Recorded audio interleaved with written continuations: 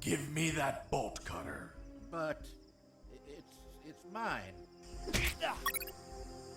Now, it's mine. Wait. Are you saying that you stole from some defenseless old man? You're a special sort of monster. Finally, finished up the game Unmetal, so I'm going to talk about it. It came out in 2021, and not that I bought it right away, but boy golly gee, I've been slowly trying to get to this one. It is scratching that itch of like an old 2D Metal Gear Solid, or Metal Gear game. I enjoy it. Let's just get it out of the way there. It stars a character named Jesse Fox. It's supposed to take place in like 1972. You are escaping Russian territory, and as you get into NATO territory in a attack helicopter, you get shot down, and then you are captured, and then you are telling this story. Now, this is a game that is called embedded narrative or nested stories, where the main action that's happening is actually being told and it's being relayed. There's a little bit more element to it than that, but I'll leave it at that. I honestly, initially I was kind of like, I don't know about this game. It's a little silly. It's a little bit grating, but I will say this, after playing through it, took about 10-15 hours or so, I appreciated it. I actually really like the ending as well, so I'm not gonna like spoil anything on that sort of thing, but it's really well done. And the humor, I mean, that's kind of the thing with humor, right? It's a bit hit and miss with people. And, sometimes it was chuckle, sometimes it's like, okay, I get where they're going, but it's not funny to me. Overall, I enjoyed that aspect. The controls are smooth. I really appreciate that it's not a clunky mess. It's actually I played it on normal, and you can change the difficulty on it. It was a little bit tough. The bosses were a bit tough for me at first. I probably died. Not even, oddly enough, the final boss wasn't the worst of the lot, but some of those bosses, I died a few times, and I'm like, okay, this is kind of annoying. But you can change the difficulty if it really, really bothers you. I just kind of stuck with it and knuckled down and was like, all right. What's also really nice is that when you get wounded, you have to treat yourself, otherwise you'll bleed out. The game forces you to take a non-lethal route. If you end up hurting somebody by gunfire or with explosives or something like that, you actually have to treat them. And I like that element. It's a nice little element to make you not just go guns a-blazing and just be like, okay, whatever. Yeah.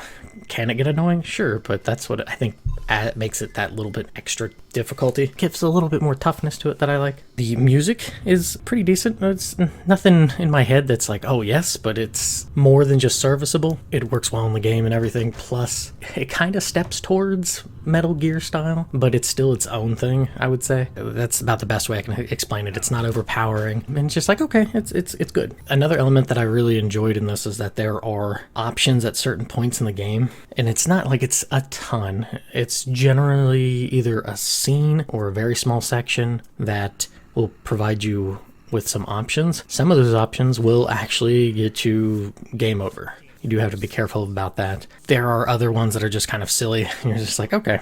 And some of the options will make it either more difficult for you or easier for you. You just have to. It's nice because if you get to a point where you're like, oh yeah, I'm feeling a challenge, you can go with the more difficult route. Or if you're like, no. I'm good. Give me the easier route. That's a nice thing without having to be like, oh, I'm going to change the difficulty and then I'll try to change it back up or something like that. No, it just kind of, we'll just change it. We'll just go a route 16A instead of 16B kind of thing. Visually, the game looks really, really good, I would say. I like the coloring of it, the movement, the sprite work. It's some pretty primo stuff. It almost gives me vibes of like a souped up, colorized version of Ghost Babel or Ghost Babel, Metal Gear Solid Ghost Babel, the one that's on the Game Boy Color. Think of something like that, but on another level, and that's where I would put this game. I want to say it took about 10 to 15 hours to get through it, and because I think my playtime total because I have it on Steam, and it said it was about 20 hours, but I know just how I am. Like, I'll put it on pause and go take a walk or something real quick and whatnot, and then I'll forget that I had it added up still. That's not the bad thing. So it's like 10 to 15, that's a nice solid chunk. The one thing, and I get it because of the work that was involved, it's a Fran Games, from what I have seen, is a smaller kind of indie group. I want to say there's about like five people, maybe a little bit more, maybe a little bit less. The game is listed for $19.99. I think I got it on sale. I think I might have gotten it for like $14.99 or something. I know that that might be a tough sell for some people.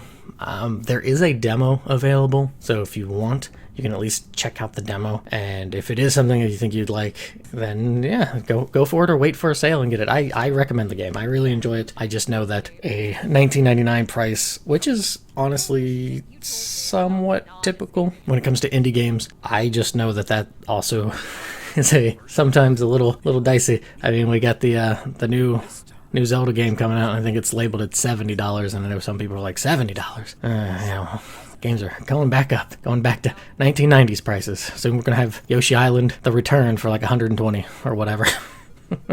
If anything, just check out the demo. If it piques your interest, maybe you'll want to get it. If the $19.99 $20 price is a little too steep for you, just hold off till a sale. Just kind of put a little tag by it, asterisk, what have you, and come back to it when it's on sale and give it a little splurge, because who knows, it might be something you really enjoy. I know I certainly did. And that is it for me. Thanks for listening, and take it easy. But what? If I'm not mistaken, it's a graduation ring for the 48th Commission of Officer Candidate School. Colonel Harris graduated in the 48th Commission of Officer Candidate School. Sergeant, you don't believe him, do you? With all due respect, sir, I only said that Colonel Harris graduated in the 48th Commission of Officer Candidate School. He's trying to fool us, Sergeant. I remind you that there are more rings like this one. Yes, but not with the same smell. It reeks of shit. Sir, permission to smell the ring? Fuck. It smells just like Colonel Harris's anus. What? How the hell do you know what the Colonel's anus smells like? I'm not authorized to reveal that information, sir.